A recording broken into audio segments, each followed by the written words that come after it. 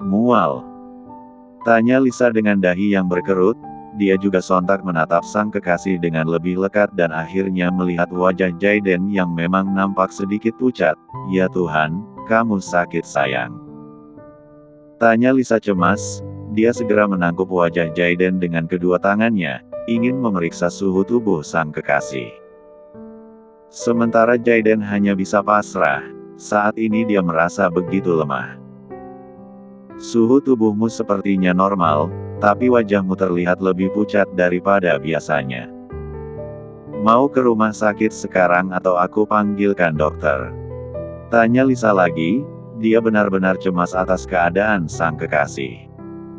Sampai melupakan tentang Jeani yang baru saja pergi, bahkan tidak peduli lagi dengan surat kontrak pernikahan yang baru saja diresmikan.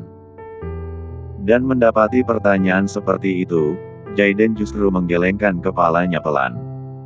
Tidak dua-duanya, mungkin sebentar lagi sudah tidak mual, jawab pria itu. Tapi kalau sakit itu diobati sayang, jangan hanya dibiarkan saja seperti ini, nanti malah semakin parah. Bujuk Lisa. Sebuah kalimat yang memuat Jaiden merasa deja vu. Dia ingat dengan jelas pernah mengucapkan kalimat persis seperti itu kepada Jeani. Tentang Jeani yang sakit dan harus segera berobat, bukannya mengurung diri di apartemen. Menyadari itu Jaiden membuang nafasnya dengan kasar, sangat yakin jika Jeani lah yang menularkan penyakit ini padanya. Sial, pasti wanita itulah yang sudah menularkan virus seperti ini padaku. Rutuk Jaiden. Kita pergi ke rumah sakit saja ya?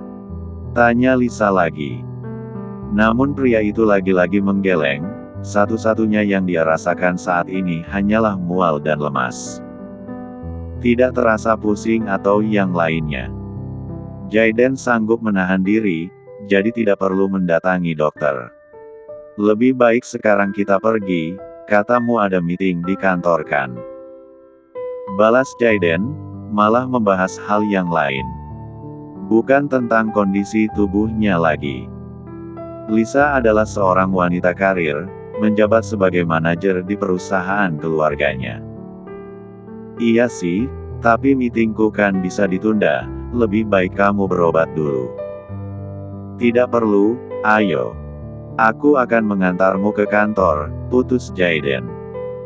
Meski kondisinya sedang tidak baik-baik saja tapi dia tetap ingin memberikan perhatian lebih kepada Lisa.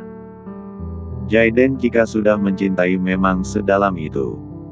Tapi jangan sekalipun mengkhianatinya, karena maaf begitu sulit untuk pria itu berikan.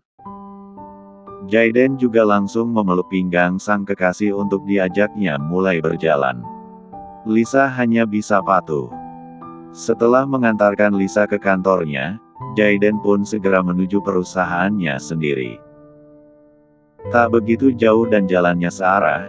Itulah kenapa mereka sering pergi bersama, sementara mobil Lisa ditinggal di apartemen Jaiden. Tiba di ruang kerjanya, Jaiden langsung disambut cemas oleh sang asisten, Dito. Tuan, apa Anda sakit? Tanya Dito. Jaiden menggeleng pelan, tidak, hanya saja aku merasa mual. Tubuhku juga rasanya lemas sekali, seperti orang yang kurang vitamin, jelas Jaiden. Bingung juga kenapa tiba-tiba kondisinya seperti ini, padahal kemarin dia masih baik-baik saja. Apa Anda sudah pergi ke dokter? Belum? Tidak usahlah, nanti saja. Balas Jaiden, kini dia sudah duduk di kursi kerjanya. Panggil manajer keuangan itu kemari, titah Jaiden kemudian. Ada sedikit masalah yang baginya lebih penting untuk segera diselesaikan daripada harus mendatangi rumah sakit. Di rumah utama keluarga Jonathan, Mama Denisa jadi semakin merasa bersalah pada Jeani. Dia seperti harus melakukan sesuatu untuk memperbaiki semua kekacauan yang telah dia perbuat. Mama Denisa belum tahu tentang surat kontrak yang sudah diubah jadi 6 bulan. Setahu dia masih seperti kemarin selama 2 tahun. Wanita parubaya itu jadi berpikir bagaimana jika dia coba benar-benar mendekatkan Jeannie dan Jaiden. Hingga akhirnya pernikahan ini bukan lagi sesuatu hal yang menyakitkan bagi keduanya, tapi menjadi pernikahan yang pertama dan seumur hidup. Mama Denisa juga rasanya tak akan tega ketika cucunya nanti memiliki keluarga yang tidak utuh. Tapi apa yang harus aku lakukan? Aku tidak akan bisa melakukannya sendiri. Gumam Mama Denisa, bingung untuk menentukan cara. Hingga akhirnya terbesit sebuah nama yang dia yakini bisa melancarkan semua rencananya ini. Nadine, ya harusnya Nadine yang bergerak, ucapnya antusias. Mama Denisa sebenarnya sedang menyusun bunga di ruang tengah, namun saat terpikir rencana itu tiba-tiba dia meninggalkan semua pekerjaan tersebut dan berlari menuju kamarnya. Hari ini Mama Denisa hanya sendirian di rumah karena sang suami pergi ke perusahaan. Sementara dua anaknya yang lain masih sibuk sekolah. Semenjak perusahaan pulih kesehatan Papa Joe semakin membaik pula, pria parubaya itu juga punya tekad untuk segera mengembalikan semua uang milik keluarga besan. Agar dia pun memiliki harga diri di hadapan keluarga tersebut. Tiba di dalam kamarnya, Mama Denisa segera menyambar ponselnya yang ada di atas nakas. Tak ingin mengulur waktu lebih lama dia langsung menghubungi Mama Nadine. Besan sekaligus sang sahabat. Halo Sa, aku baru saja mau menghubungi kamu, ucap Mama Nadine, setelah dia mengangkat panggilan itu. Oh ya, memangnya ada apa? Aku sudah lama tidak bertemu dengan Jaiden dan Jeannie. Mereka juga tidak datang berkunjung. Bagaimana jika kita saja yang mendatangi mereka? Usul Mama Nadine. Di ujung sana Mama Denisa langsung berjingkrak kegirangan, bak gayung bersambut apa yang dia rencanakan ternyata telah terjadi dengan sendirinya. Mau Nat, sebenarnya karena ini juga aku menghubungi kamu. Rasanya akan sangat canggung jika datang sendirian, makanya aku telepon kamu. Dua wanita parubaya itu kemudian tertawa bersama, bersyukur jika pemikiran mereka berdua sama. Keduanya juga sepakat untuk datang berdua saja, tidak usah mengajak suami mereka masing-masing. Kamu telepon Jaiden ya, aku akan telepon Jeannie, putus Mama Denisa dan Mama Nadine pun setuju. Sudah saling sepakat mereka pun memutus panggilan telepon. Sekitar jam 3 sore waktu itu, Mama Nadine langsung menghubungi sang anak. Jaiden yang masih berada di perusahaan pun segera menjawab panggilan telepon tersebut. Bahkan dia buru-buru menjawabnya karena tak ingin sang mama menunggu terlalu lama. Halo Ma, jawab Jaiden. Halo sayang, bagaimana kabarmu? Lama sekali tidak menghubungi Mama, sahut Mama Nadine. Jaiden lebih dulu tersenyum sebelum menjawab pertanyaan sang mama. Baru saja tadi pagi dia merasa tidak enak badan dan sekarang sang mama sudah menelpon untuk menanyakan tentang kabarnya. Seolah ikatan batin di antara mereka berdua begitu kuat. Aku baik-baik saja Ma, Mama bagaimana? Balas Jaiden kemudian. Mama sedang sangat merindukan anak dan menantu Mama. Jadi malam nanti Mama dan Mama Denisa sudah putuskan untuk berkunjung ke apartemen kalian. Jaiden langsung mendelik ketika mendengar ucapan itu, dia menelan ludahnya sendiri dengan kasar. Karena ingin mencegah namun tak kuasa. Baik Ma, aku akan menunggu kedatangan kalian berdua. Justru, kalimat seperti itu yang diucapkan oleh Jaiden, meski pada ujungnya dia membuang nafas kecewa. Oh ya Tuhan! Geram Jaiden. Hal seperti inilah yang selama ini paling dia hindari. Setelah panggilan teleponnya dengan sang mama terputus, Jaiden langsung buru-buru menghubungi Jeannie. Ini adalah kali pertama Jaiden menghubungi Jeannie lebih dulu melalui sambungan telepon. Selama ini mana pernah Jaiden menelpon Jeannie. Tapi sayang, ternyata panggilan teleponnya tidak mendapatkan jawaban. Sial. Apa yang sedang dilakukan oleh wanita itu sampai tidak menjawab teleponku?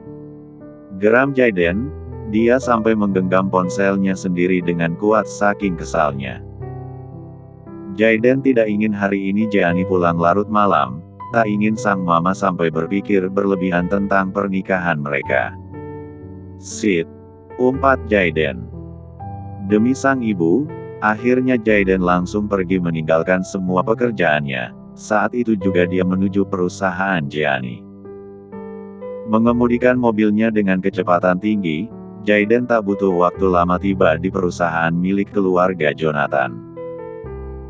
Kedatangannya sontak jadi perhatian utama, karena semenjak menikah para karyawan di sana memang tidak pernah sekalipun melihat Jaiden berkunjung ke sini. Jangankan berkunjung, mengantarkan Jeannie ke kantor saja tidak pernah. Jaiden langsung mendatangi bagian resepsionis. Apa Jeannie ada di kantornya? Tanya Jaiden tanpa basa-basi, bahkan dia tetap memasang wajahnya yang datar tak ada ramahnya sedikitpun. Maaf tuan, sepertinya ibu Jeannie masih berada di pabrik, jawab karyawan wanita itu. Semenjak ada pernikahan dengan keluarga Hutomo, pesanan produk di perusahaan Jonathan memang mengalami kenaikan, itulah kenapa Jeannie lebih banyak menghabiskan waktunya di perusahaan. Bahkan mengawasi secara langsung proses pembuatan di pabrik. Kalau begitu panggil dia untuk datang, aku akan menunggu di ruangannya. Maaf tuan, tiap kali ibu Jeannie pergi pintu ruangannya selalu dikunci, jika Anda ingin menunggu Anda bisa menunggunya di ruang tunggu. Jelas karyawan itu lagi masih sangat tidak enak hati. Kamu terhormat atau tidak disambut dengan selayaknya? Jaiden bahkan langsung membuang nafasnya dengan kasar ketika mendengar ucapan tersebut. Tidak perlu, aku akan mendatangi ke pabrik. Di pabrik pusat kan? Tanyanya lagi. Maaf tuan, bukan di pabrik utama, tapi di pabrik kedua. Bisanya jam 4 ibu Jeannie kembali ke kantor, sekitar 30 menit lagi. Tuan tunggu saja di sini. Astaga. Jaiden sampai tak bisa berkata-kata. Lantas tanpa sepatah kata pun lagi, dia segera pergi dari sana untuk menuju pabrik kedua. Jaiden cukup memahami tentang perusahaan ini. Dulu saat kecil dia pun sering berkunjung ke sini bersama sang ayah. Ya ampun, apa Tuan Jaiden sedang marah ya? Kenapa wajahnya seperti itu? Ucap karyawan wanita itu dengan cemas, takut dia salah bicara dan berimbas pada pernikahan bosnya. Tapi kan Tuan Jaiden memang dingin seperti itu, aku rasa memang pembawaan dia seperti itu, balas karyawan yang lain. Di bagian resepsionis memang ada dua karyawan yang berjaga. Mereka saling menguatkan satu sama lain bahwa tidak terjadi apa-apa, bahwa pernikahan antara Tuan Jaiden dan Ibu Jeannie akan tetap baik-baik saja. 15 menit mengemudikan mobilnya akhirnya Jaiden tiba di pabrik kedua milik Jeannie. Dia langsung turun dan masuk ke dalam pabrik itu, berjalan dengan lancar karena sudah menghafal seluk-beluknya. Tak butuh waktu lama, Jaiden akhirnya melihat Jeannie di ujung sana. Menggunakan sepatu boot, topi keamanan dan masker, berdiri di dekat pekerja pemotongan kayu. Jeannie sedang memastikan bahwa tak banyak bahan baku yang terbuang. Kotoran-kotoran kayu itu terkadang bahkan mengenai bajunya. Suara di sana juga begitu bising, hingga membuat Jaiden terdiam sesaat. Dia seperti melihat sisi Jeannie yang lain, bukan lagi wanita barbar yang tahunya hanyalah bersenang-senang, tapi juga seorang wanita yang bekerja keras dan bertanggung jawab pada semua pekerjaannya. Lamunan Jaiden putus saat Jeannie berbalik dan akhirnya mereka saling pandang. Jeannie yang heran langsung menghampiri pria itu. Bahkan menarik Jaiden untuk segera keluar dari pabrik dan mulai bicara. Menjauhi kebisingan agar mereka bisa saling mendengar. Jay, untuk apa kamu datang? Tanya Jeannie langsung, dia juga melepas maskernya saat bicara. Aku tidak akan datang andai kamu menjawab teleponku. Balas Jaiden. Jeannie segera menepuk keningnya, karena dia meninggalkan benda pipi itu di kantor. Tadi malas putar balik jadi ya sudah, mana tahu dia jika Jaiden akan menelpon. Memangnya ada apa? Tanya Jeannie lagi. Malam ini Mama Nadine dan Mama Denisa akan datang, jadi lebih baik kita pulang sekarang. Oh. Apanya yang oh? Kunci pintu kamarmu itu jangan sampai mereka tahu jika kita tidur di kamar yang berpisah. Aku tidak mau ya, jika Mama Nadine sampai kecewa dengan semua tingkahmu itu. Yang hancur bukan kamu saja, tapi juga perasaan kedua orang tuaku. Geram Jaiden. Menggebu-gebu saat dia utarakan kalimat itu. Jaiden tahu, sangat tahu, meski pernikahannya dengan Jeannie dimulai karena sebuah kecelakaan, tapi kedua orang tuanya pun tetap mengharapkan yang terbaik untuk pernikahan ini. Bahkan berulang kali kedua orang tuanya mengatakan kepada Jaiden untuk jadi suami yang baik bagi Jeannie. Kalimat paling menjijikan yang pernah dia dengar, apalagi di saat Jaiden tak punya kekuatan untuk membantah. Jadi meski hatinya berteriak tidak, dia tetap menjawab iya. Baiklah, pulanglah lebih dulu, aku akan menyusul, jawab Jeannie kemudian. Dia tidak mungkin pulang saat ini juga di saat tubuhnya masih kotor, dia tetap saja butuh waktu untuk membersihkan diri lebih dulu, karena itulah Jeannie meminta Jaiden untuk pergi duluan. Kamu mau apa lagi? Kita pulang sekarang, tegas Jaiden. Tapi aku masih kotor Jay. Tidak ada waktu.